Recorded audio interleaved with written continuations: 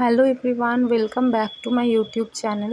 তো আজকের ব্লগটাও আমি রীতিমতো সকাল থেকেই স্টার্ট করছি, কিন্তু আজকের ব্লগটা যেটা হচ্ছে, ট্রাস্ট মি, একদম একটা অন্যরকম ব্লগ। আমি যে তোমাদের সাথে ডেইলি ব্লগ শেয়ার করি, এটা কিন্তু একেবারেই সেটা নয়। তো এই যে দেখো, আমাদের যেখানে গাছপালা লাগানো আছে, এই জায়গাটা তো তোমাদের সাথে আগে আমি অনেকবার শেয়ার করেছি, কিন্তু এইভাবে তোমরা কখনো আগে দেখোনি।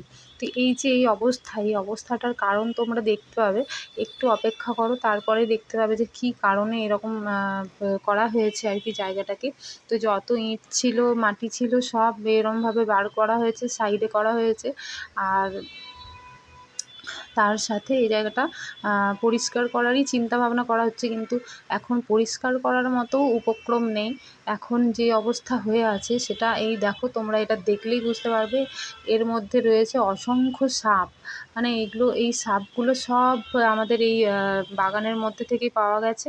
আর এখনও অনেক আছে, অজস্র আছে, যেগুলো এদিক ওদিক দৌড়ে পালিয়ে গেছে, যেগুলোকে বার করতে হবে। অলরেডি কিন্তু 30টা সাপ বার করা হয়েছে। কালকে কিছু সাপ ফেলেও আসা হয়েছে, এবং এখনও এই ডিব্বার মধ্যে দেখো এইভাবে কিলবিল করছে। আর বাগানের মধ্যেও এখন অনেকগুলো আছে। তো ধরা হচ্ছে, বরই সকালবেলা উঠে ধরছে। তো আমি সেই ভিডিওটা তোমাদেরকে দেখাচ্ছি, যে দেখো কিভাবে এদিক ওদিক সাপগুলো লুকিয়ে রয়েছে, ছড়িয়ে রয়েছে। আর প্রত্যেকটা সাপ কিন্তু বাচ্চা সাপ। এগুলো কিন্তু সব একই সাইজের, মানে একই সাথে সব বাচ্চা দেওয়া হয়েছে, বাচ্চা দিয়েছে বড় সাপে। বড় সাপটাকে তো আমরা এখনো পর্যন্ত দেখতে পাইনি। তো এখন বাচ্চা মানে অনেক আছে, ধরা যাচ্ছে না। কিছু তো এদিক ওদিক ছিটকে পালাচ্ছে, কিন্তু আমার বর এতই বেশি সাপ ধরতে এক্সপার্ট যে ও কিন্তু কোনোভাবেই সাপগুলোকে এদিক ওদিক যেতে দেয়নি। জাস্ট দেখো, মানে এই একটা বড় চকলেটের কৌটো নেওয়া হয়েছে, যেটাতে এইভাবে লেপটিয়ে বাচ্চা সাপ কিলবিল করছে।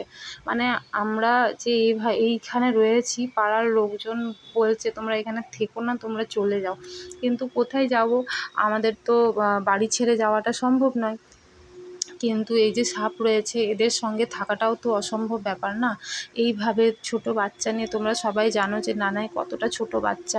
আর নানাই সব সময় এই গাছপালার কাছেই কিন্তু ঘুরঘুর ঘুরঘুর করতে থাকে। আর ছোট বাচ্চাকে না সবসময় তুমি ঘরের মধ্যে বন্দি করেও রাখতে পারবে না। ছোট বাচ্চার কাজই হলো এদিক ওদিক ঘোরাফেরা করা।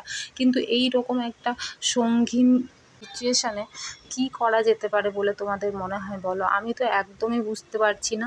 আর সকালবেলা যখন উঠোনটা ধোয়া হয়ে গেছে, আমি বাবাকে বললাম যে বাবা, আমি গাছগুলো মনে হয় যে আরও সাপ রয়েছে, কারণ কালকে অনেক সাপ ধরা হয়েছিল। সেই ভিডিও শর্ট আছে বলে আমি আর ওটা দিইনি।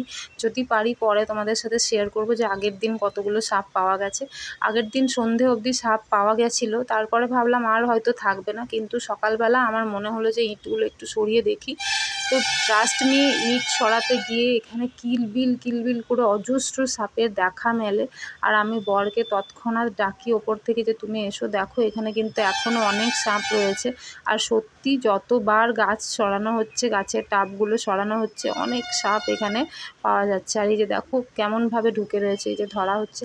আমার ক্যামেরার কোয়ালিটিটা জানি না তোমরা মানে কতটা স্পষ্ট দেখতে পাচ্ছ, কিন্তু যতটা পারছি আমি শেয়ার করছি, কারণ ভিডিওটা তোমাদের নিশ্চয়ই ইন্টারেস্টিং লাগবে, এবং ভিডিওটাকে শেয়ার করবে।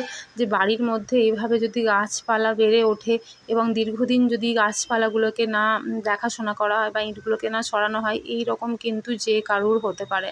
তো দেখো কি ভয়ানক দৃশ্য একটা, কি ভয়ানক দেখতে লাগছে, তাই না? তো এই মুহূর্তে আমরা শুধুমাত্র এই সাপগুলোকে ধরে কৌটে রাখছি, একটাও সাপ কিন্তু আমরা মেরে ফেলিনি, বা তাদেরকে কোনোভাবে আমরা আঘাত পেতে দিইনি। আমরা চাই যে এদেরকে জ্যান্ত ধরে দূরে কোথাও ফেলে দিয়ে আসা হোক। এদের জীবনটাও জীবন, এদের জীবনটাকেও যে হেলায় আমরা শেষ করব, তার অধিকার কিন্তু নেই। এরাও প্রকৃতিরই সৃষ্টি। তো সেই কারণে এদেরকে আঘাত করার কোনো ইন্টেনশন আমাদের কারোরই নেই। আর বাবা বা ও যে সাপগুলো ধরছিল, ভীষণ সাবধানে ধরছিল, যাতে ওদের কোনো রকম ক্ষতি না হয়।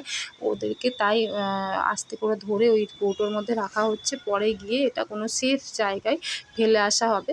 আর ওই মানে যতক্ষণ না সমস্ত সাপ পাওয়া যাচ্ছে, যতক্ষণ না জায়গাটা পুরোপুরি খালি হচ্ছে, ততক্ষণ কিন্তু এইভাবেই সব কটাকে এক জায়গায় আমাদের রাখতে হবে। তো দেখো এই অবস্থা, মানে যত গাছপালা ছিল সব সরানো হয়েছে, আর সব গাছের নিচেই কিন্তু সাপ ছিল। আর এখনও পর্যন্ত আরেকটা সাইডে পুরোপুরি মানে এখনও পর্যন্ত খোঁজা হয়নি। ওই সাইডটা খুঁজলে ডেফিনেটলি আমার মন বলছে ওই দিকেও পাওয়া যাবে। তো কয়েকদিন যাবৎ তো খুব বৃষ্টিপাত হচ্ছে, যার জন্য এই দেখো আরও পাওয়া গেছে, মানে এইভাবে পড়ছে, এইভাবে এদিক সেদিক ঢুকে যাচ্ছে, মানে জায়গাটা জাস্ট, আমি তো নানাইকে ওপর থেকে আজকে নামাইনি, আমি ওকে ওপরের রুমেই রেখেছি, তাই তোমরা ওকে ভিডিওতে দেখতে পাবে না। ওকে ওপরেই রেখে এসেছি, কারণ ছোট বাচ্চা, ও এলে এগুলো দেখে জানি না দৌড়ে ছুটে পালাতে যাবে, পায়ে লাগবে, হাতে লাগবে, কী হবে জানি না। এই দেখো দেখছো কীভাবে রয়েছে এইদিক সেদিক ছড়িয়ে। এটা আমাদের ঘরের মধ্যে, মানে আমরা এখানে সর্বক্ষণ আমরা চলাফেরা করি, ঘোরাফেরা করি, এখানেই আমাদের সমস্ত কাজ হয়। বাসন ধোয়া বলো, কাপড় কাচা, জামা কাপড় মেলা, এমনকি নানাই সারাক্ষণ এই উঠোনেই খেলাধুলো করে। আর শুধু সাপেই শেষ নয়, সেই দিনেই কিন্তু এই যে বড় বিষাক্ত কাঁকড়া বিছেটাকেও পাওয়া গেছে। তো ঘরের অবস্থা খুবই শোচনীয়, খুবই সঙ্গীন এবং খুব ভয়ানক একটা ব্যাপার। তোমরা দেখে ভিডিওটা জানিও অবশ্যই যে কেমন লাগলো না লাগলো। আর ভিডিওটা প্লিজ আগে শেয়ার করে দিও, চ্যানেলটিকে সাবস্ক্রাইব